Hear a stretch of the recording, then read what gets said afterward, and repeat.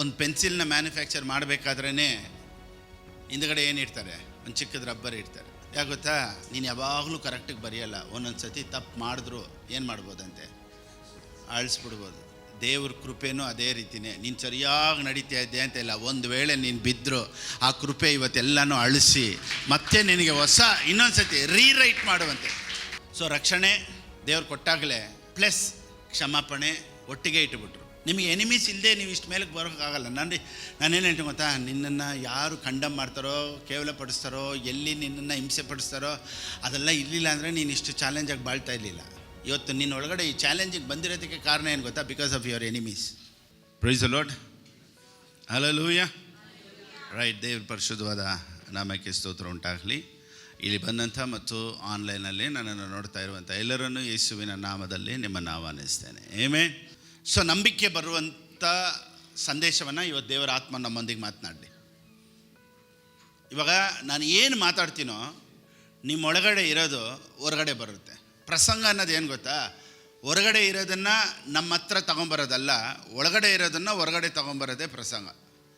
ಎಲ್ಲನೂ ನನ್ನ ಒಳಗಡೆನೇ ಇದೆ. ಎಲ್ಲರೂ ಹೇಳಿ.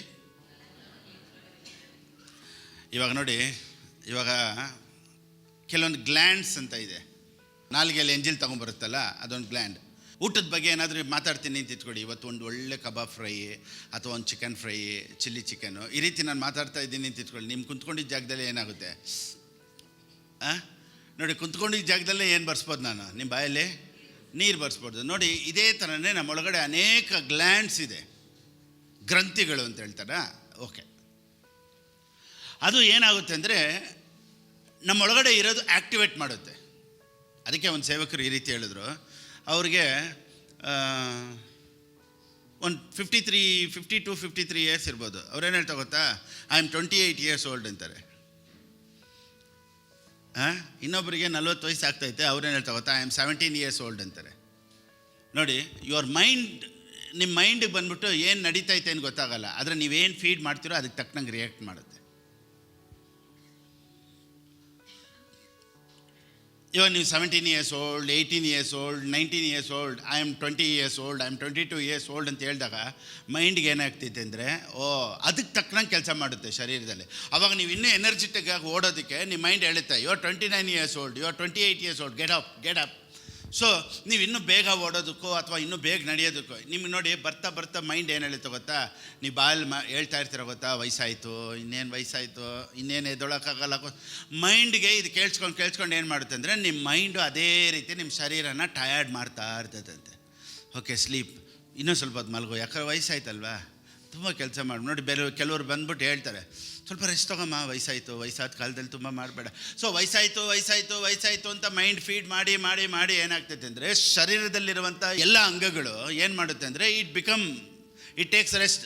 ಸೊ ಮೈಂಡ್ ಫೀಡ್ ಮಾಡ್ತಾ ಇರಬೇಕು. I am Young, I am 20 years old, I am 28 years old. ಇದನ್ನು ಹೇಳ್ತಾ ಇದ್ದಾಗ ನಿಮ್ಮ ಶರೀರ ಏನು ಮಾಡುತ್ತೆ ಅಂದರೆ, ಅದಕ್ಕೆ ತಕ್ಕನಂಗೆ ಅದು ಮ್ಯಾಚ್ ಮಾಡುತ್ತಂತೆ. ಸೊ ಆ ಗ್ಲ್ಯಾಂಡ್ಸ್ ಏನು ಮಾಡುತ್ತೆ ಅಂದರೆ ಕೆಲಸ ಮಾಡುತ್ತಂತೆ. ಸೊ ಇವಾಗ ಕುಂತಿದ್ದ ಜಾಗದಲ್ಲೇ ನಿಮ್ಗೇನು ಮಾಡಿಸ್ಬೋದು? ಆ ಹೊಟ್ಟೆ ಹಸಿವು ಬರೋ ಥರ ಮಾಡ್ಬೋದು. ಇವತ್ತು ನೋಡಿ, ಕೆಲವರು ಹೇಳ್ತಾರೆ, ಅಯ್ಯೋ ಹೊಟ್ಟೆ ಫುಲ್ಲಾಗಿದೆ, ತಿಂದೆ ಇವಾಗ ತಾನೇ ತಿಂದೆ ಅಂತ. ಅವ್ರನ್ನ ಹೋಟ್ಲಲ್ಲಿ ಕರ್ಕೊಂಡು ಹೋಗ್ತೀನಿ, ಅವ್ರು ತಿನ್ನೋದು ನೋಡಿ ಇನ್ನೊಂದು 2 ಪೀಸ್ ತಿಂತಾರೆ. ಬೇಡ, ಫುಲ್ ಅಂತಾರೆ. ಆದರೆ ಅವರು ಅಂತಾರ, ಇವ್ರಿಗೆ ಒಂಥರ ಟೆನ್ಷನ್ ಆಗ್ಬಿಡ್ತಿತ್ತು. ಅದರಲ್ಲಿ ಬೇರೆ ಕೆಲವರು ಫುಲ್ಲು ಅಲ್ಟ್ರಾಸೌಂಡ್ ಎಲ್ಲ ಕೊಟ್ಬಿಟ್ಟು ತಿಂತಾರೆ ನೋಡಿ. ಸೌಂಡ್ ಎಫೆಕ್ಟ್ಸ್ ಎಲ್ಲ ಕೊಡ್ತಾರೆ ಕೆಲವರು ತಿಂದಾಗ. ಕೆಲವರು ಈ ಥರ ಈ ಮಾವಿನಕಾಯಿ ತಿನ್ನೋದು ನೋಡಿದ್ದೀರಾ? ಮಾವಿನಕಾಯಿ, ನೆಲ್ಲಿಕಾಯಿ, ಉಪ್ಪಿನಕಾಯಿ, ಇಂಥದ್ದೆಲ್ಲ ತಿಂದಾಗ ನೋಡಿ ಅವರು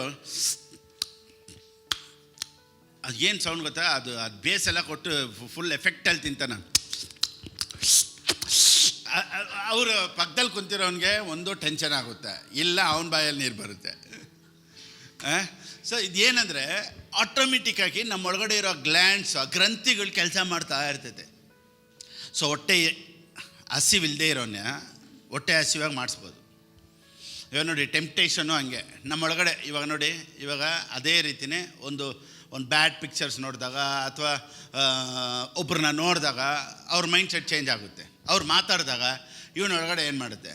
ತಪ್ಪಾಗಿ ಯೋಚನೆಗಳು ಬರ್ತಾ ಇರ್ತೈತೆ. ಆ ಇಮ್ಯಾಜಿನೇಷನ್ ಈ ರೀತಿ ಇದ್ದರೆ ಹೆಂಗಿರ್ತೈತೆ, ಆ ರೀತಿ ಹೆಂಗಿರ್ತೈತೆ ನೋಡಿ. ಟೆಂಪ್ಟೇಷನ್ಸು ಇದೇ ರೀತಿನೇ.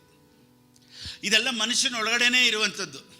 ಏನು ನೋಡೋದು, ಆಸೆ ಪಡೋದು,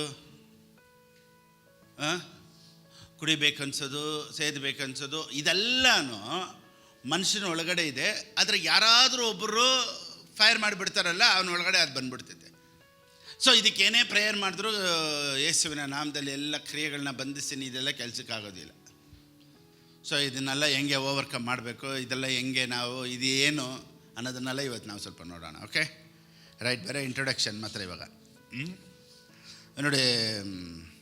ಇವಾಗ ಈ ರೀತಿ ಹೇಳ್ತೀನಿ ನೋಡಿ. ಇವಾಗ ನಮ್ಮೊಳಗಡೆ ಇರೋದನ್ನೇ ಸ್ವಲ್ಪ ಅವ್ರು ಮಾತಾಡಿದ್ರೆ ಅಥವಾ ಹೇಳಿದರೆ ಅವ್ರ ಒಳಗಡೆ ಇರೋದು ಏನಾಗುತ್ತೆ, ಆ್ಯಕ್ಟಿವೇಟ್ ಆಗುತ್ತೆ. ನಂಬಿಕೆ ಅನ್ನೋ ಸಂದೇಶನೂ ಆ ರೀತಿಯೇ. ಇವಾಗ ಎಲ್ಲ ಆಶೀರ್ವಾದ ನಿಮ್ಮೊಳಗಡೆ ಇದೆ, ಜಾಯ್ ನಿಮ್ಮೊಳಗಡೆ ಇದೆ, ಸಂತೋಷ ನಿಮ್ಮೊಳಗಡೆ ಇದೆ, ಆನಂದ ನಿಮ್ಮೊಳಗಡೆ ಇದೆ, ಆಶೀರ್ವಾದಗಳು ನಿಮ್ಮೊಳಗಡೆ ಇದೆ. ಇವತ್ತು ನಾನು ಮಾತಾಡಿ ನಿಮ್ಮೊಳಗಡೆ ಇರೋದನ್ನು ನಾನು ಹೊರಗಡೆ ತೊಗೊಂಬರ್ಬೇಕಷ್ಟೇ.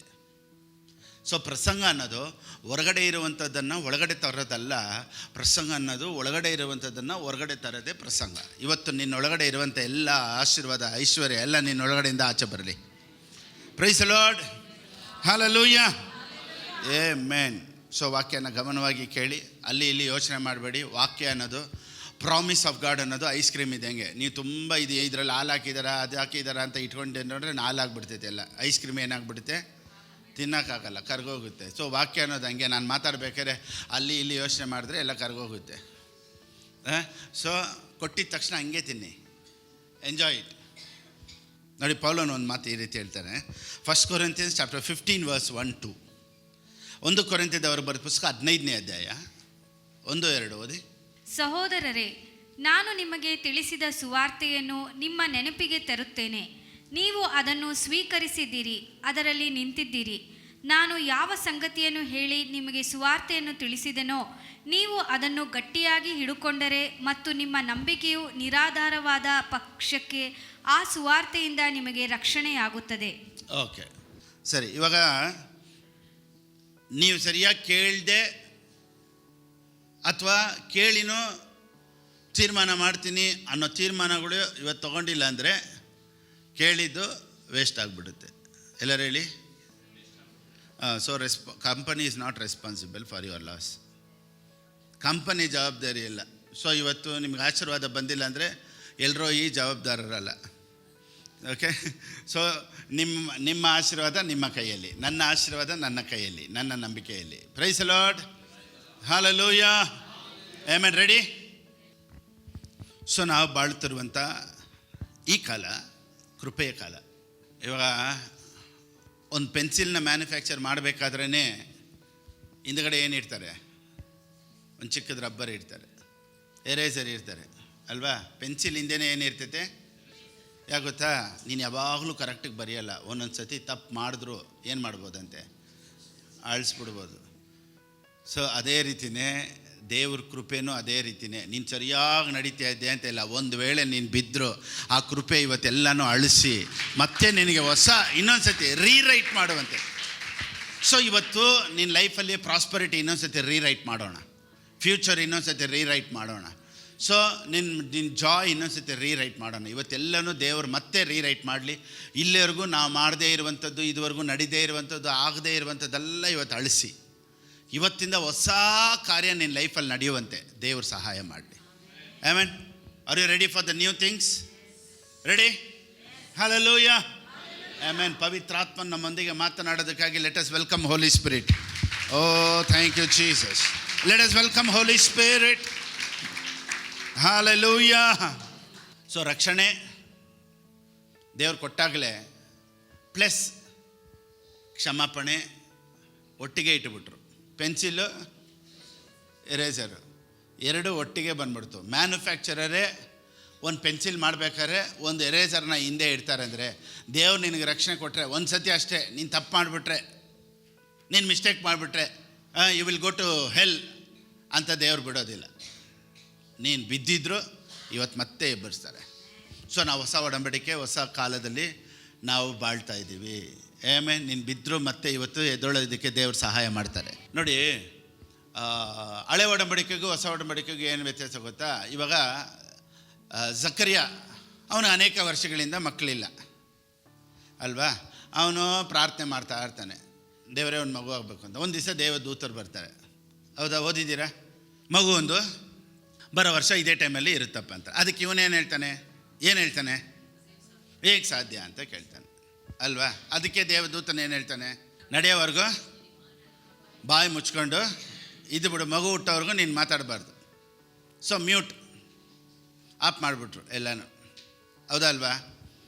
ಈಗ ಅದೇ ಹೊಸ ಒಡಂಬಡಿಕೆಯಲ್ಲಿ ಮರಿಯಳಿಗೆ ದೇವದೂತನ ಬಂದು ಹೇಳ್ತಾರೆ, ಮರಿಯಳೆ, ನೀನು ಹೊಟ್ಟೆಯಲ್ಲಿ ಒಂದು ಮಗು ಹುಟ್ಟುತ್ತೆ, ಅದಕ್ಕೆ ನೀನು ಏಸು ಎಂದು ಹೆಸರಿಡಬೇಕು. ಅದಕ್ಕೆ ಅವಳೇನು ಕೇಳ್ತಾಳೆ?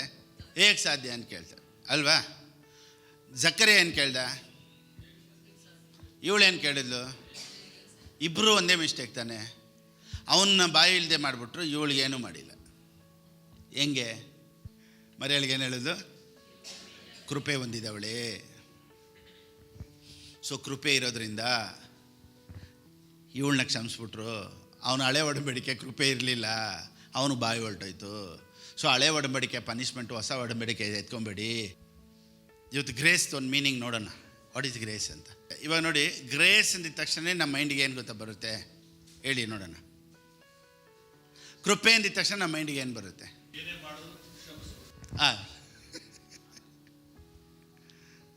ಕರೆಕ್ಟ್ ಆದ ಆನ್ಸರ್ ನೋಡಿ. ಗ್ರೇಸ್ ಚರ್ಚಲ್ಲಿರೋರಿಗೆ ಇದು ಆನ್ಸರ್ ಬರಬೇಕು. ಸೊ ಗ್ರೇಸ್ ಅಂದಿದ ತಕ್ಷಣವೇ ನಮ್ಮ ಮೈಂಡಿಗೆ ಏನು ಬರುತ್ತೆ ಗೊತ್ತಾ? ನಾನು ಏನು ಮಾಡಿದ್ರು ದೇವ್ರಿಗೆ ಕ್ಷಮಿಸ್ಬಿಡ್ತಾರೆ. ದಟ್ ಈಸ್ ಕಾಲ್ಡ್ ಗ್ರೇಸ್ ಅಂತ. ಸೊ ಪಾಪ ಮಾಡೋದಕ್ಕೆ ನಮ್ಗೆ ಯಾವ್ದು ಯೂಸ್ ಆಗುತ್ತೆ? ಗ್ರೇಸ್ ಯೂಸ್ ಆಗುತ್ತೆ. ಸೊ ಬೈಬಲಲ್ಲಿ ಪಾಪ ಮಾಡೋದಕ್ಕಾಗಿ ಗ್ರೇಸ್ ಇಲ್ಲ, ಪಾಪ ಮಾಡದೇ ಇರೋದಕ್ಕಾಗಿಯೇ ಗ್ರೇಸ್. ಅದ್ರ ಬಗ್ಗೆ ಸ್ವಲ್ಪ ಡೀಟೇಲ್ ನೋಡೋಣ. ಎಷ್ಟು ಜನ ರೆಡಿ ಇದ್ದೀರಾ? ಆಮೇಲೆ ಇನ್ನೊಂದ್ಸತಿ ಹೇಳ. ಪಾಪ ಮಾಡೋದಕ್ಕಾಗಿ ಗ್ರೇಸ್ ಅಲ್ಲ, ಪಾಪನೇ ಮಾಡದೇ ಇರೋ ಥರ ಕಾಪಾಡೋದೇ ಗ್ರೇಸ್. 1 Corinthians chapter 15 verse 10. 1 ಕೊರಿಂಥದವರು ಬರೆದ ಪುಸ್ತಕ 15ನೇ ಅಧ್ಯಾಯ 10ನೇ ವಾಕ್ಯ. ಇವಾಗ ಗ್ರೇಸ್ ಬಗ್ಗೆ ಸ್ವಲ್ಪ ನೋಡೋಣ. ಸೊ ಫಸ್ಟ್ ದೇವ್ರ ವಾಕ್ಯ ಹೇಳುತ್ತೆ, ನಾನು ಎಂಥವನಾಗಿದ್ದೇನೋ ದೇವರ ಕೃಪೆಯಿಂದಲೇ ಅಂಥವನಾಗಿದ್ದೇನೆ. ಒಂದು, ನನಗುಂಟಾದ ಆತನ ಕೃಪೆಯು ನಿಷ್ಫಲವಾಗಲಿಲ್ಲ. ಇಂಗ್ಲೀಷಲ್ಲಿ ಹೇಳುತ್ತೆ, is grace toward me was not ineffective. So grace can be effective and ineffective. ದೇವ್ರ ಕೃಪೆ ಇದೆ, ಫೇವರ್ ಇದೆ, ಅನುಗ್ರಹ ಇದೆ, ದಯೆ ಇದೆ, ಎಲ್ಲ ಓಕೆ. ಇನ್ನು ಯಾಕೆ ಯಾವ ಡೋರ್ಸ್ ಓಪನ್ ಆಗ್ತಾ ಇಲ್ಲ? ಅಷ್ಟೇ. ಸರಿಯಾದ ಉತ್ತರ. ನಾವು ಪ್ರಯತ್ನ ಪಡಲಿಲ್ಲ, ಪ್ರಯಾಸ ಪಡಲಿಲ್ಲ, ಅದಕ್ಕೆ ದೇವ್ರ ಕೃಪೆ ಹಂಗೇ ಐತೆ ಅನೇಕರ ಮೇಲೆ. ನಾನೇನು ಹೇಳ್ತೀನಿ ಅಂದರೆ, ಗ್ರೇಸ್ ವರ್ಕ್ ಮಾಡಬೇಕು ಅಂದರೆ ನೀವು ವರ್ಕ್ ಮಾಡಬೇಕು. ಪಾಸ್ಟರ್ ಆರಾಮ ಮನೇಲಿ ಇರತ್ತಾನೆ ಗ್ರೇಸು, ಯಾರು ಹೇಳಿದ್ದು? ಅದರಲ್ಲೇ ವಾಕ್ಯ ಇದೆ ನೋಡಿ. For I have work order than any of the other apostle. Hard work ಮಾಡೋದೇ ಗ್ರೇಸ್ ರೀ. ಗ್ರೇಸ್ ಇದ್ದರೆ ಕೆಲಸ ಮಾಡದೇ ಇರಲ್ಲ. ನಾನೇನು ಹೇಳ್ತೀನಿ ಅಂದರೆ, ಗ್ರೇಸ್ ಇದ್ದರೆ ಹಾರ್ಡ್ ವರ್ಕ್ ಮಾಡೇ ಮಾಡ್ತಾರೆ. ಕೆಲಸ ಇದ್ದರೆ ನೋಡಿ, ಗ್ರೇಸ್ ಅಂತ ಯಾರೂ ಮಲಗಲ್ಲ. Grace will make you up. Grace ಏನು ಮಾಡುತ್ತೆ ಗೊತ್ತಾ? It will make you to run. Grace ಏನು ಮಾಡುತ್ತೆ ಗೊತ್ತಾ? ಒಂದು ಕಡೆ ಇರೋಕ್ಕೆ ಬಿಡೋದಿಲ್ಲ. ಗ್ರೇಸಿನ ಒಳಗಡೆ ಇದ್ಬಿಟ್ರೆ ನೀನು ಮಲಗಲ್ಲ, ಜಾಸ್ತಿ ಓಡ್ತಾ ಇರ್ತೀಯ ದೇವ್ರಿಗಾಗಿ. ಆ ಗ್ರೇಸ್ ನಿನ್ನ ಮೇಲೆ ಇರಲಿ ಇವತ್ತು. ಆಮೇಲೆ ಇವತ್ತು ಗ್ರೇಸ್ ಬಗ್ಗೆ ತಪ್ಪಾಗಿ ಜನ ತಿಳ್ಕೊಂಡಿದ್ದಾರೆ. ಗ್ರೇಸ್ ಅಂದರೆ ಏನು ಗೊತ್ತಾ? ಏನು ಪಾಪ ಮಾಡಿದ್ರು ದೇವ್ರು ಕ್ಷಮಿಸ್ತಾರೆ ಬಿಡು. ನೋಡಿ, ರೋಮಾಪುರದವ್ರು ಬರೆದ ಪುಸ್ತಕ 6ನೇ ಅಧ್ಯಾಯ 14ನೇ ವಾಕ್ಯ. ಕೃಪೆ ಇದೆ ಅಂತ ಪಾಪ ಮಾಡ್ಬೋದಾ ಅನ್ನೋ ಕ್ವಶನ್ ಬಂದಿಲ್ಲ ಅಂದರೆ ಗ್ರೇಸ್ ಪ್ರೀಚಿಂಗ್ ಇಲ್ಲ. ಗ್ರೇಸ್ ಪ್ರೀಚಿಂಗ್ ಬಂದ್ರೇ ಏನು ಬೇಕಾದ್ರೂ ನಾವು ಮಾಡ್ಬೋದು ಅನ್ನೋ ಯೋಚನೆ ಬರಬೇಕು. That is called grace preaching. ಆದರೆ ಒಳಗಡೆ ತೋಡ್ ನೋಡಿದ್ರೆ ಅದು ಹಂಗಲ್ಲ. ನೀನು ಪಾಪ ಮಾಡೋದಕ್ಕಾಗಿ ಗ್ರೇಸ್ ಅಲ್ಲ, ಮಾಡದೇ ಇರೋದಕ್ಕಾಗಿ ಗ್ರೇಸು ನಿನಗೆ ಸಹಾಯ ಮಾಡ್ತಾ ಇರ್ತಿದ್ದೆ. ಈ ಗ್ರೇಸ್ ಇವತ್ತು ನಿನ್ನ ಕೈಲಿ ಏನು ಮಾಡೋಕ್ಕಾಗಲ್ವೋ ಅದನ್ನು ಮಾಡೋ ಥರ ದೇವ್ರು ಸಹಾಯ ಮಾಡುತ್ತೆ. ಯಾವುದೆಲ್ಲ ನಿನ್ನ ಕೈಯಲ್ಲಿ ಒಂದು ವೇಳೆ ಅಡಿಕ್ಷನ್ ಆಗಿ ಪಾಸ್ಟರ್ ನನ್ನ ಕೈಯಲ್ಲಿ ಆಚೆ ಬರೋಕ್ಕಾಗ್ತಾ ಇಲ್ಲ, ಸೈತಾನ ನನಗೆ ಮತ್ತೆ ಅದನ್ನೇ ಯೋಚನೆ ಕೊಡ್ತಾ ಇದ್ದಾನೆ, ಸೊ ಸೈತಾನ ನನ್ನ ಮೈಂಡನ್ನು ಅವಾಗವಾಗ ಕನ್ಫ್ಯೂಸ್ ಮಾಡ್ತಾನೇ ಇದ್ದಾನೆ ಅಂದರೆ ಇವತ್ತು you will be delivered. So ಹೇಗೆ ಡೆಲಿವರೆನ್ಸ್ ಬರುತ್ತೆ ಅನ್ನೋದು ನಾವು ನೋಡೋಣ. ಸೊ ಇದಕ್ಕಿಂತ ಮುಂಚೆ ತಿರ್ಗಾ ಇದಕ್ಕೆ ಹೋಗ್ಬಿಡೋಣ. 1 Corinthians 15:10 15:10 ಮತ್ತೆ I have worked order than any of the other apostles. ಕೆಲಸ ಪ್ರಯಾಸದ ಬಗ್ಗೆ ನೋಡಿ. ಗ್ರೇಸ್ ಬಗ್ಗೆ ಜಾಸ್ತಿ ಮಾತಾಡಿದ್ದು ಯಾರು? ಪಾಲ್. ಜಾಸ್ತಿ ಕೆಲಸ ಮಾಡಿದ್ದು ಯಾರು? ಪಾಲ್. ನಾನೇನು ಹೇಳ್ತೀನಿ ಗೊತ್ತಾ, ಗ್ರೇಸ್ ಜಾಸ್ತಿ ಎಲ್ಲಿದೆಯೋ ಅಲ್ಲಿ ವರ್ಕ್ಸ್ ಜಾಸ್ತಿ ಇರುತ್ತೆ. ನಾನೇನು ಹೇಳ್ತೀನಿ ಅಂದರೆ, ಕೃಪೆ ಇದ್ದರೆ ಜಾಸ್ತಿ ಏನಾದರೂ ಮಾಡಬೇಕು, it will inspire you. Grace ಅನ್ನೋದು ಒಂದು ಇನ್ಸ್ಪಿರೇಷನ್ ಫಾರ್ ಯು, ನಿನ್ನನ್ನು ಮಾಡಿಸೋದಕ್ಕೆ ಮತ್ತೆ ಮಾಡಿಸ್ತಾ ಇರ್ತೈತೆ. ನೋಡಿ, ಲಾಗೂ ಗ್ರೇಸ್ಗೂ ಏನು ಗೊತ್ತಾ ಡಿಫ್ರೆನ್ಸು? ಲಾ ಏನು ಗೊತ್ತಾ, 1 hour ಪ್ರೇಯರ್ ಮಾಡಬೇಕು, 10 ಟೈತ್ ಕೊಡಬೇಕು, ಆಮೇಲೆ ರೆಗ್ಯುಲರಾಗಿ ಬೆಳಿಗ್ಗೆ ಎದ್ದು ಪ್ರೇಯರ್ ನೋಡಿ. ಅದು ಮುಗಿಸ್ಬಿಟ್ಟ ಮೇಲೆ ವಿಲ್ ಬಿಕಮ್ ಫ್ರೀ. ಇವತ್ತು ಡ್ಯೂಟಿ ನಾನು ಮುಗಿಸಿದ್ದೀನಿ ಅಂತ. ಗ್ರೇಸಲ್ಲಿರೋರ್ಗೆ ಹೆಂಗೆ ಗೊತ್ತಾ, ಏನೇ ಮಾಡಿದ್ರೂ ಅವ್ರಿಗೆ ಸ್ಯಾಟಿಸ್ಫ್ಯಾಕ್ಷನೇ ಇರೋದಿಲ್ಲ. ಸೊ ಇವನೇನು ಹೇಳ್ತಾನೆ ನೋಡಿ, ಪೌಲನ್ ಏನು ಹೇಳ್ತಾನೆ ಅಂದರೆ, I worked hard work is grace. ನಿನ್ನ ಕೈಲಿ ಬೆಳಿಗ್ಗೆ ಮಲಗಕ್ಕೆ ಆಗಬಾರ್ದು, ಅದೇ ಗ್ರೇಸು. ಎದ್ದೇಳಬೇಕು. I have to pray. Something is inspiring you, that is called grace. Bible ಎಷ್ಟು ಓದಿದ್ರು ಸಾಲ್ತಾ ಇಲ್ಲ, ಮೆಸೇಜ್ ಕೇಳ್ತಾ ಇದ್ದೀವಿ ನೋಡಿ. ಆ ಸ್ಪಿರಿಚುವಲ್ ಲ್ಯಾಕ್ನೆಸ್, ಆ ಸ್ಪಿರಿಚುವಲ್ ಹಂಗ್ರಿ ಅನ್ನೋದು ಕೆಲವ್ರಿಗೆ ಇರ್ತೈತೆ. ಏನು ಮಾಡಿದ್ರು they will be not satisfied. ಅವ್ರಿಗೆ ಎಷ್ಟು ವಾಕ್ಯ ಕೊಟ್ರಿ ತಿಂತಾ ಇರ್ತಾರೆ, ಸಾಲಲ್ಲ. ಕೆಲವ್ರು ನೋಡಿ, ಬಂದ್ವಾ ಸಂಡೇ ಬರೋದೇ ದೊಡ್ಡ ವಿಷಯ. ಹಂಗೆ ಬಂದ್ರ ಅದನ್ನು ಕಾಯ್ತಾ ಇರ್ತಾರೆ, ಯಾವಾಗ ನನ್ನ ಮನೆವೇ ಯೆಹೋವನನ್ನು ಕೊಂಡಾಡು ಅಂತ ಹೇಳೋದಕ್ಕೆ ಕಾಯ್ತಾ ಇರ್ತಾರೆ. ಏನು ಇನ್ನೂ ಪಾಸ್ಟ್ ಮುಗಿಸಿಲ್ವಲ್ಲ ಅಂತ. ನಾನೇನು ಹೇಳ್ತೀನಿ, ಈ ಸ್ಪಿರಿಚುವಲ್ ಹಂಗ್ರಿ ಇದೆಯಲ್ಲ ಅವ್ರಿಗೆ ನೋಡಿ, ನಾನು ಎಷ್ಟೊತ್ತು ಮಾತಾಡೋರು ದೇ ವಿಲ್ ಎಂಜಾಯ್ ಇಟ್. ಯಾಕೆ ಗೊತ್ತಾ, ಒಳಗಡೆ ಸಾಲ್ತಾ ಇಲ್ಲ. Something is missing. ನಾನೇನು ಹೇಳ್ತೀನಿ ಗೊತ್ತಾ, if you are in grace you will be not satisfied. ನಿಮಗೆ ಸ್ಯಾಟಿಸ್ಫ್ಯಾಕ್ಷನ್ನೇ ಆಗಲ್ಲ. ನಾನೇನು ಹೇಳ್ತೀನಿ ಗೊತ್ತಾ, ಇವತ್ತು ಪ್ರೇಯರ್ ಮಾಡಿದ್ದು ನನಗೆ ಸಾಕ್ತಾ ಇಲ್ಲ, ಹೋದ ಸತಿ ಪ್ರೇಯರ್ ಮಾಡಿ ಸಾಲ್ತಾ ಇಲ್ಲ, ಅವಾಗ ಮಾಡಿ ಸೇವೆ ಸಾಲ್ತಾ ಇಲ್ಲ, ಇವಾಗ ಇನ್ನೂ ಹೆಚ್ಚಾಗಿ ಮಾಡಬೇಕು, ಇನ್ನೂ ಹೆಚ್ಚಾಗಿ ಕೊಡಬೇಕು, ಇನ್ನೂ ಹೆಚ್ಚಾಗಿ ದೇವ್ರಿಗಾಗಿ ಏನಾದ್ರು ಮಾಡಬೇಕು. ಅದೇ ಗ್ರೇಸು. ಇವತ್ತಂಥ ಗ್ರೇಸ್ ಎಲ್ಲರೂ ಈ ಸಭೆ ಮೇಲೆ, oh my God, you will never sleep. ನಾನು ಹೇಳ್ತೀನಿ ನೋಡಿ, ಗ್ರೇಸ್ ನಿಮ್ಮ ಮೇಲಿದ್ದರೆ ನಿಮಗೆ ನಿದ್ದೆ ಮಾಡೋಕ್ಕಾಗಲ್ಲ. 2 ಗಂಟೆ 3 ಗಂಟೆಗೆ ಎದೋಳೋಣ. ಸ್ಪಿರಿಚುವಲ್ ಹಂಗ್ರಿ. ಕೆಲವರು ಇದನ್ನು ಹೆಂಗೆ ಮಿಸ್ಇಂಟರ್ಪ್ರೇಟ್ ಮಾಡಿಬಿಟ್ರೆ, ಮಲ್ಕೋ ಪ್ರೇಯರೇ ಮಾಡಬೇಡ ಗ್ರೇಸ್. ಇನ್ನೂ ಕೆಲವರು ಏನು ಹೇಳ್ಬಿಟ್ರು ಗೊತ್ತಾ, no, don't have to pray, don't have to give, don't have to work, don't have to do ministry. Grace. ಕುಡಿ, ಗ್ರೇಸ್. 3 ಪಿಕ್ಚರ್ ನೋಡು, ಗ್ರೇಸ್. ಕಾಮಿಡಿ ನೋಡು, ಗ್ರೇಸ್. ಸಿಗರೇಟ್ ಸೇದು, ಗ್ರೇಸ್. ಸೊ ಗ್ರೇಸನ್ನ ನಾವು ರಾಂಗ್ ವೇಯಲ್ಲಿ ಇಂಟರ್ಪ್ರೇಟ್ ಮಾಡ್ಕೊಂಡಿದ್ದೀವಿ. ಆದರೆ ನಿಜವಾದ ಗ್ರೇಸ್ ಹೇಳುತ್ತೆ, I worked harder than all of them, that is called grace. ಪ್ರಯಾಸ ನೋಡಿ, ಗ್ರೇಸ್ ನಿನ್ನ ಒಳಗಡೆ ಇದ್ದರೆ ನೀನು ಪ್ರಯಾಸ ಪಡ್ತಾನೇ ಇರ್ತೀಯ.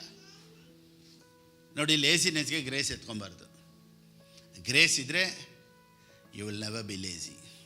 ಇವತ್ತು ನಾವು ಎನರ್ಜೆಟಿಕ್ ಆಗಿ ಆ್ಯಕ್ಟಿವ್ ಆಗಿದ್ದೀವಿ, ಏನು ಗೊತ್ತಾ, grace of God. It's all because of grace. ನೋಡಿ, ಅಧಿಕವಾಗಿ ಹೊಸ ಒಡಂಬಡಿಕೆಯಲ್ಲಿ ಗ್ರೇಸ್ ಬಗ್ಗೆ ಮಾತಾಡಿರೋದು ಯಾರು? ಗ್ರೇಸ್ ಬಗ್ಗೆ ಬರೆದಿರೋದು ಯಾರು? ಪೌಲ್ ಏನು ಹೇಳ್ತಾ ಗೊತ್ತಾ, ಎಲ್ಲರಿಗಿಂತ ನಾನೇ, ದ್ಯಾನ್ ದೆಮ್. ಎಲ್ಲರಿಗಿಂತ ಅಂದರೆ ಯಾರ್ಯಾರು ನೋಡಿ, ಅವನೇ ಪೌಲನೇ ಇದನ್ನು ಹೇಳ್ತಾರೆ ನೋಡಿ. ಎಲ್ಲಿಂದ ಅಂದರೆ 4ನೇ ವಾಕ್ಯದಿಂದ ಓದಿ, ಫ್ರಮ್ ವರ್ಸ್ 4. ಸೊ ಯೇಸು ಸ್ವಾಮಿ ಎಷ್ಟು ಜನ ಕಾಣಿಸ್ಕೊಂಡ್ರಂತೆ? ಫಸ್ಟ್ ಕೇಫ, ಆಮೇಲೆ 12 ಜನ ಡಿಸೈಪಲ್ಸು, ಆಮೇಲೆ 500 ಮಂದಿ. 500 ಜನಕ್ಕೆ 500 ಮಂದಿಗಿಂತ ಹೆಚ್ಚು ಸಹೋದರರಿಗೆ ಕಾಣಿಸಿಕೊಂಡನು.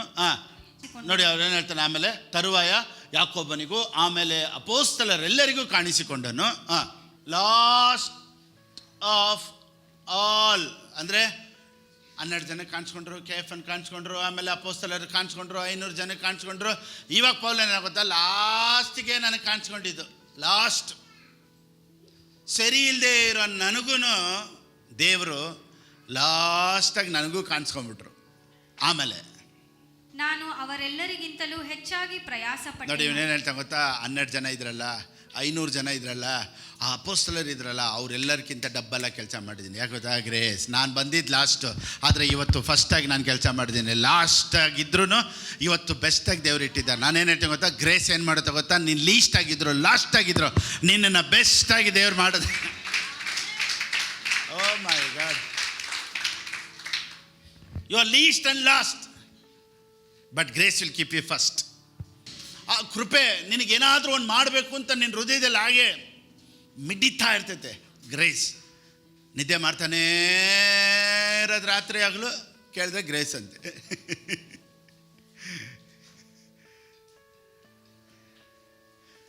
ನಾನೇನು ಹೇಳ್ತೀನಿ ಗೊತ್ತಾ? Grace means race. ಗ್ರೇಸಲ್ಲಿ ನೀನು ಇನ್ನೂ ಸ್ಪೀಡಾಗಿ ಓಡಬೇಕು, ಇನ್ನೂ ಹೆಚ್ಚಾಗಿ ಸ್ಪೀಡಾಗಿ ಓಡಬೇಕು.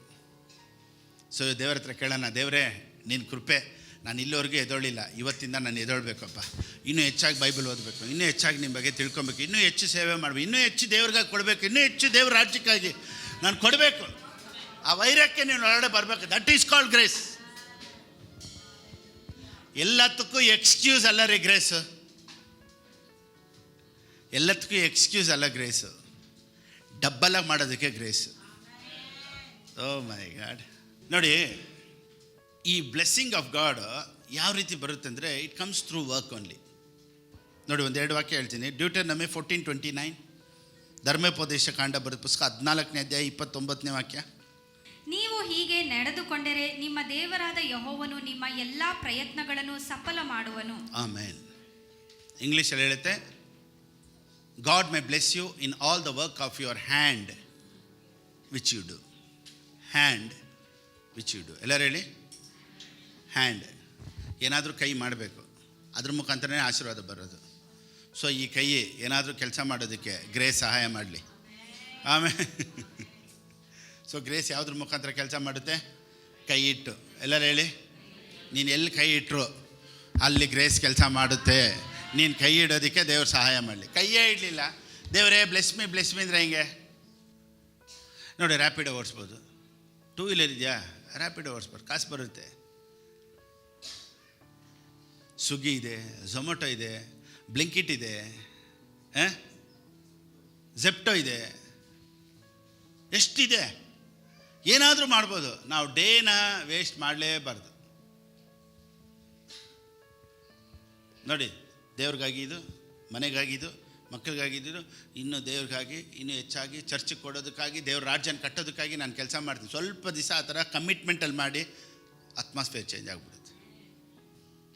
ಯಾವಾಗಲೂ ನೋಡಿ, ಕಮಿಟ್ಮೆಂಟ್ಸು, ತೀರ್ಮಾನಗಳು, ನಾವು ದೇವ್ರಿಗಾಗಿ ಏನು ಮಾಡಬೇಕು, ನಾನು ಇದನ್ನು ಹಿಂಗೆ ಇರಬೇಕು ಹಂಗೆ ಇರಬೇಕು ಅಂತ ಯಾರಾದರೂ ಒಬ್ರು ತೀರ್ಮಾನ ಮಾಡಿದ್ರೆ ದೇವ್ರು ಹೆಂಗೆ ಆಶೀರ್ವದಿಸ್ತಾರೆ ಅನ್ನೋದನ್ನೇ ಇವತ್ತು ಎತ್ಕೊಂಬಂದೆ. ಬಟ್ ಆ ಟಾಪಿಕ್ ಹೋಗೋಕ್ಕೆ ಆಗಿಲ್ಲ ಇವತ್ತು. ದೇವ್ರ ಚಿತ್ತ ಆದರೆ ತಮಿಳ್ ಸರ್ವಿಸಲ್ಲಿ ನೋಡೋಣ. ಬಟ್ ಸತ್ಯವೇದದಲ್ಲಿ ಈ ರೀತಿ ಹೇಳುತ್ತೆ, ಯಾರು ಅಧಿಕವಾಗಿ ಪ್ರಯಾಸ ಪಡ್ತಾರೋ, ಕಮಿಟ್ಮೆಂಟ್ ಮಾಡ್ತಾರೋ, ತೀರ್ಮಾನಗಳು ಮಾಡ್ತಾರೋ, ದೇವರು ಅವ್ರನ್ನ ಆಶೀರ್ವದಿಸ್ತಾರೆ.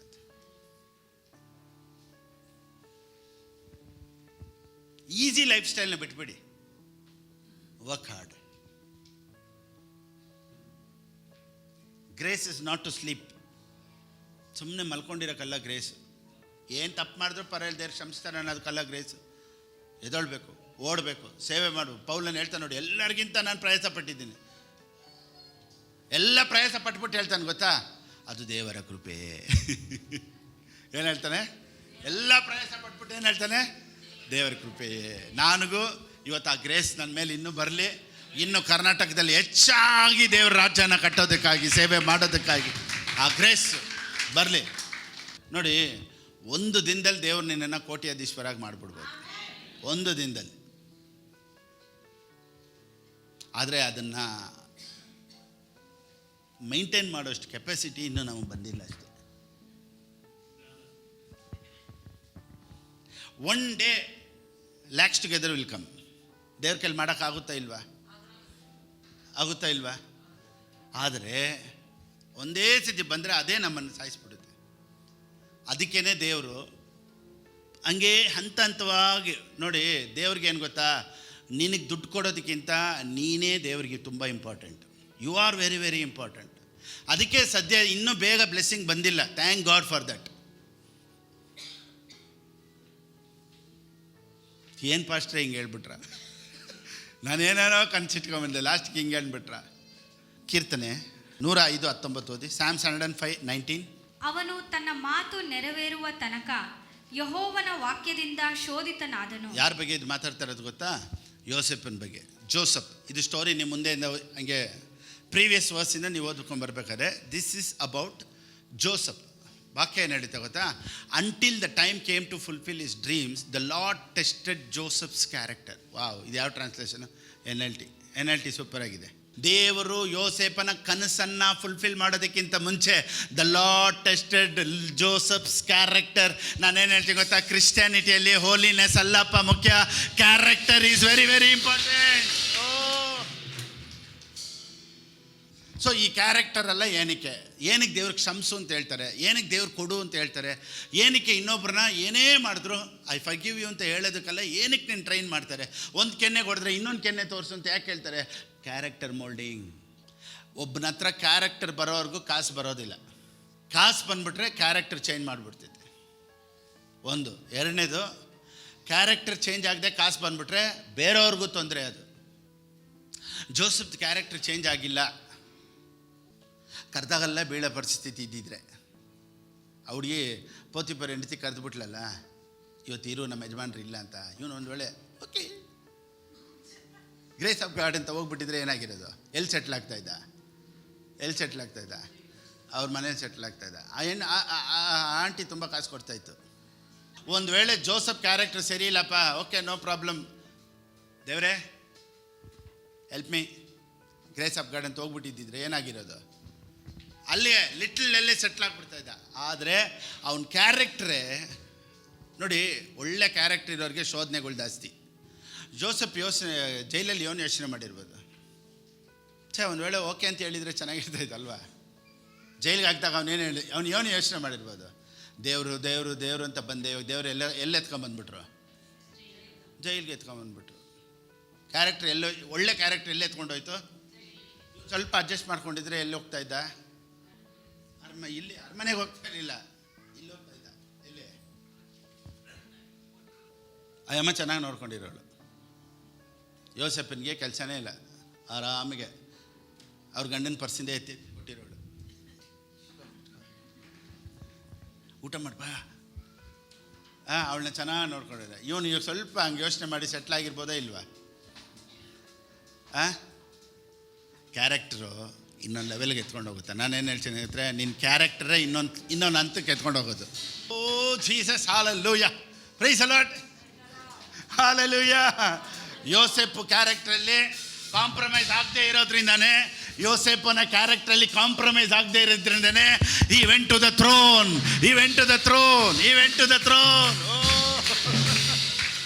ಅವನೇ ಇನ್ಚಾರ್ಜ್, ಫುಲ್ ಈಜಿಪ್ಟ್ಗೆ ಅವನೇ ಇನ್ಚಾರ್ಜು. ನೋಡಿ, ಈ ಜೈಲಲ್ಲಿ ಇದ್ದಿದ್ದು ಸವಾಸ ಇವನ್ ಕ್ಯಾರೆಕ್ಟರ್ ಹೆಂಗೆ ಗೊತ್ತಾ ಚೇಂಜ್ ಆಯಿತು? ಇವನು ಫಸ್ಟ್ ಹೆಂಗಿದ್ದ ಗೊತ್ತಾ? ಅಣ್ಣಂದಿರ್ಗೆಲ್ಲ ಹೆಂಗೆ ಹೇಳ್ತಾರೆ ಗೊತ್ತಾ? ಇದು ನಾನೇ ನೆಕ್ಸ್ಟು ನಿಮಗೆಲ್ಲ ಲೀಡರ್ ಗೊತ್ತಾ? ಅಣ್ಣಂದಿರು ಯೋಚನೆ ಮಾಡಿ, ಇರು ಮಗನೇ ಮಾಡ್ತೀನಿ ಅಂತ ಕರ್ಕೊಂಡೋಗಿ ಏನು ಮಾಡಿದ್ರು? ಸೊ ಇವನು ಬಾಯಿ ಸರಿ ಇಲ್ಲ. ಯಾರಿಗೆ ಹೇಳಿ? ಯೋಸೆಫನಿಗೆ ಬಾಯಿ ಸರಿ ಇಲ್ಲ. ನೋಡಿ, ಬಾಯಿ ಸರಿ ಇಲ್ಲದೆ ಇರೋರ್ಗೇ ಒದೆ ಬೀಳೋದು. ಯೋಸೆಫನ್ ಕ್ಯಾರೆಕ್ಟರ್ ಏನು ಗೊತ್ತಾ?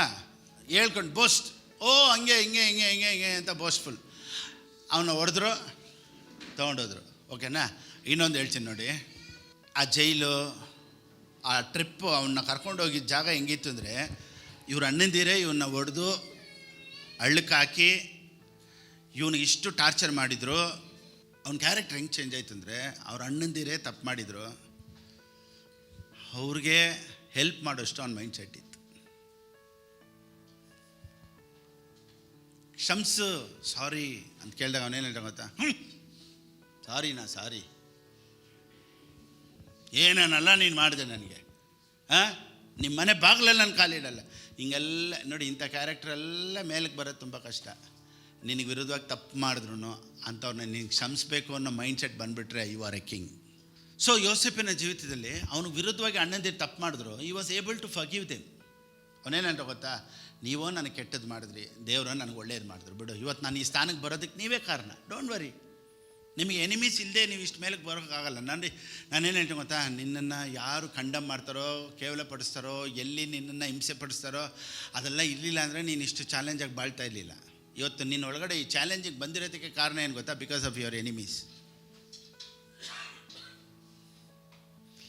ಅವರೇ ನಮ್ಮನ್ನು ಇನ್ನೂ ಸ್ವಲ್ಪ ಪ್ರೊವೋಕ್ ಮಾಡ್ತಾ ಇರೋದು.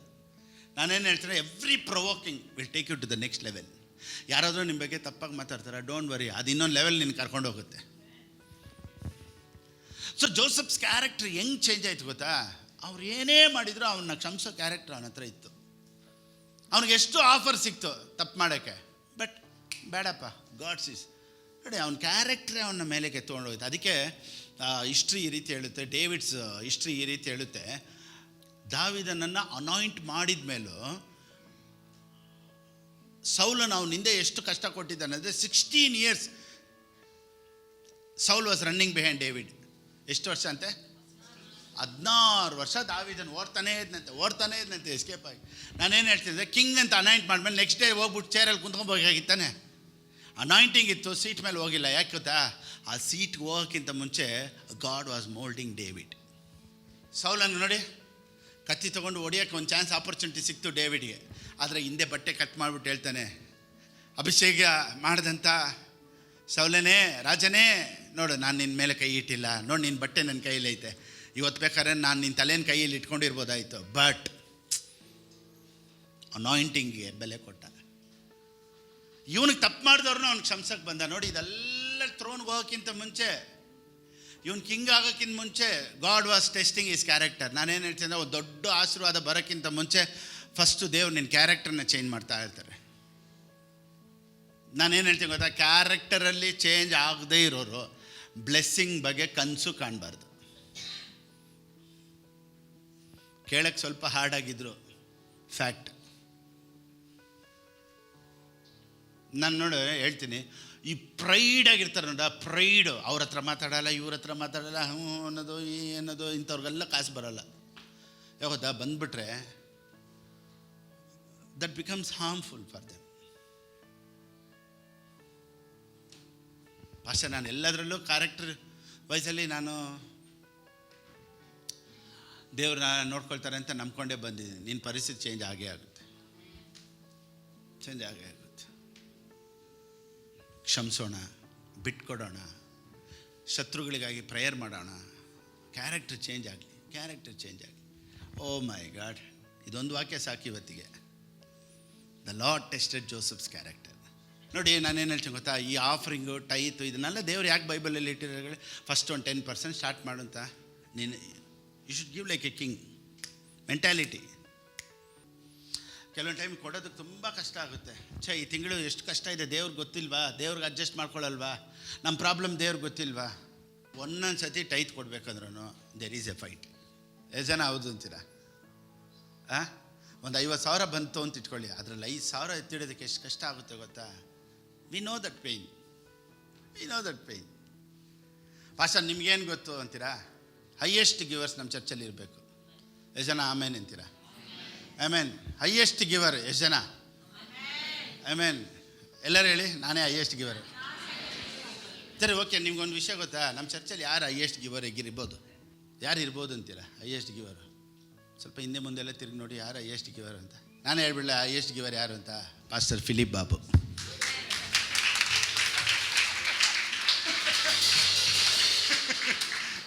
I can say boldly, I am the highest giver in the church. ಎಷ್ಟು ಜನಕ್ಕೆ ಫ್ರೀಯಾಗಿ ಕೊಡ್ತೀನಿ, ಎಷ್ಟು ಜನಕ್ಕೆ ಮೆಡಿಸಿನ್ ಕೊಡ್ತೀನಿ, ಎಷ್ಟು ಜನಕ್ಕೆ ಬಾಡಿಗೆ ಕೊಡ್ತೀನಿ, ನಾನು ಬಾಡಿಗೆ ಕಟ್ತೀನಿ, ಚರ್ಚ್ ಬಾಡಿಗೆ ಕಟ್ತೀನಿ. ನನಗೆ ಬರೋದನ್ನೆಲ್ಲ ಕೊಡದೆ ಇಟ್ಕೊಂಡ್ರೆ ನಾನೇ ಬೇಗ ಲಕ್ಷಾಧಿಪತಿ ಆಗ್ಬಿಡ್ಬೋದು. ಹೈಯೆಸ್ಟ್ ಗಿವರ್. ಟೈತೂ ಅಷ್ಟೇ ರೀ, I am the highest giver in tithe. Every Sunday before come to preach tithe ಕೊಟ್ಬಿಟ್ಟೆ ನಾನು ಇಲ್ಲಿ ಬರೋದು. ಎವ್ರಿ ಸಂಡೇ ಬೆಳಿಗ್ಗೆ ಎದ್ದಿದ ತಕ್ಷಣ ಪ್ರೇಯರ್ ಮಾಡಿ, ಪ್ರಿಪೇರ್ ಆಗಿ, ಬೈಬಲ್ ಓದಿ, ನನ್ನ ಪ್ರೇಯರ್ ಎಲ್ಲ ಮುಗಿಸಿ, ನನ್ನ ಪರ್ಸನಲ್ ಕ್ವೈಟ್ ಟೈಮೆಲ್ಲ ಮುಗಿಸಿದ ತಕ್ಷಣ ಐ ಸೆಂಡ್ ಒಂದು ಟೈತ್ ಇನ್ನೊಂದು ಮಿನಿಸ್ಟ್ರಿಗೆ. ನಾನು ಯಾವ ಮಿನಿಸ್ಟ್ರಿಯಲ್ಲಿ ಬ್ಲೆಸ್ಸಿಂಗ್ ಆಗಿದ್ದೀನೋ ಆ ಮಿನಿಸ್ಟ್ರಿಗೆ ನಾನೇನು ಮಾಡ್ತೀನಿ, ಬೆಳಿಗ್ಗೆ ಬರೋಷ್ಟಿಗಿಂತ ಮುಂಚೆ ಗೂಗಲ್ ಪೇ ಮಾಡಿಬಿಟ್ಟು ಆಮೇಲೆ ನಾನು ಇಲ್ಲಿಗೆ ಬರೋದು. ಸೊ ಇವತ್ತು ಜನ ನನಗೆಲ್ಲ ಕೊಡ್ತಾರೆ ಅಂದರೆ what I sow I receive it here.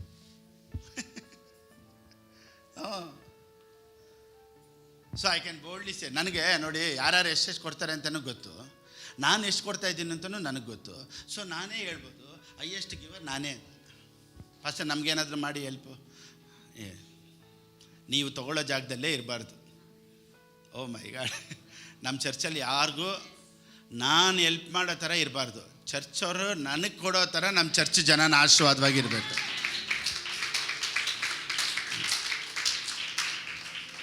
ಕೆಲವ್ರು ಕೇಳ್ತಾರೆ, ಪಾಸ್ಟರ್ ವಯಸ್ಸಾದವ್ರು ನೀವು ಎಷ್ಟು ಕೊಡ್ತೀರಾ? ನಾನು ಹೇಳ, ವಯಸ್ಸಾದವರೇ ನನಗೆ ಕೊಡೋದು. ನಮ್ಮ ಚರ್ಚಲ್ಲಿ ವಯಸ್ಸಾದವರು ಅಷ್ಟು ಬ್ಲೆಸ್ಸಡ್. ಪಾಸ್ಟರ್ ಇಲ್ಲದೇ ಇರೋರು ನೀವೆಲ್ಲ, ಇಲ್ಲದೇ ಇರೋರೇ ನನಗೆ ಜಾಸ್ತಿ ಕೊಡೋದು ಇಲ್ಲಿ. ಗಾಡ್ ಹಸ್ ಬ್ಲೆಸ್ ದೆಮ್ ಲೈಕ್ ದಟ್. ಆ ರೀತಿ ಹೆಂಗೆ ನಾವು ಹೆಲ್ಪ್ ಮಾಡಬೇಕು ಅಂತಿಲ್ಲ. ಚರ್ಚ್ ಅವರೆಲ್ಲ ನನಗೆ ಕೊಡೋಷ್ಟು ದೇವರು ಆಶೀರ್ವದಿಸಿದ್ದಾರೆ.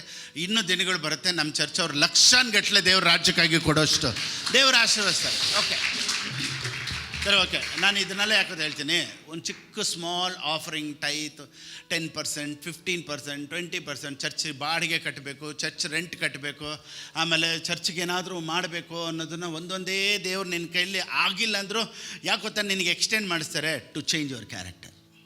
ಸೊ ಇದೆಲ್ಲ ಚೇಂಜಸ್ ಏನಕ್ಕೆ ಗೊತ್ತಾ ಮಾಡೋದು? ದೇವರು ನಮ್ಮನ್ನು ಕ್ಷಮಿಸು ಅಂತ ಹೇಳ್ತಾರೆ, ನಮ್ಮನ್ನು ಒಂದು ಕೆನೆ ಹೊಡೆದು ಇನ್ನೊಂದು ಕೆನೆ ತೋರಿಸು ಅಂತ ಹೇಳ್ತಾರೆ, ಕ್ಷಮಿಸು ಅಂತ ಹೇಳ್ತಾರೆ, ಕೊಡು ಅಂತ ಹೇಳ್ತಾರೆ. ಇದೆಲ್ಲ ಏನು ಗೊತ್ತಾ? To change our character. ನಾವು ಕ್ರಿಶ್ಚಿಯಾನಿಟಿಯಲ್ಲಿ ಇದ್ದೀವಿ ಅಂದರೆ it should change our characters. ಯಾಕೆ ಗೊತ್ತಾ? ನೀನು ಹಿಂಗಿರು ಹಂಗಿರು, ಕುಡಿಯೋದನ್ನು ಬಿಡು, ಸಿಗರೇಟ್ ಸೇದೋದನ್ನು ಬಿಡು, ಅಡಲ್ಟ್ರಿ ಬಿಡು, ಇದು ಬಿಡು, ಅದು ಬಿಡು, ಜಗಳ ಆಡೋದು ಬಿಡು, ಕೆಟ್ಟ ಮಾತು ಮಾತಾಡಬೇಡ, ಮನೇಲಿ ಜಗಳ ಆಡಬೇಡ. ಯಾಕೆ ಗೊತ್ತಾ? ನೀನೇನಾದರೂ ಒಂದು ತಪ್ಪು ಮಾಡಿದಾಗ, ನೀನೇನಾದರೂ ಕುಡಿಯೋದಕ್ಕೋ ಅಥವಾ ನೀನು ವ್ಯಭಿಚಾರ ಮಾಡೋದಕ್ಕೋ ಅಥವಾ ಸೇದೋದಕ್ಕೋ ನೀನು ಏನಾದರೂ ಒಂದು ತಪ್ಪು ಮಾಡಿದಾಗ you are opening door for Satan.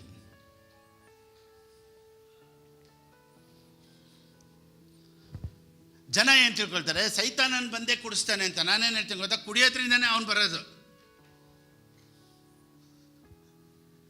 ಇನ್ನೂ ಸ್ವಲ್ಪ ಡೀಟೇಲ್ಸು ನೆಕ್ಸ್ಟ್ ಸರ್ವಿಸಲ್ಲಿ ನೋಡೋಣ.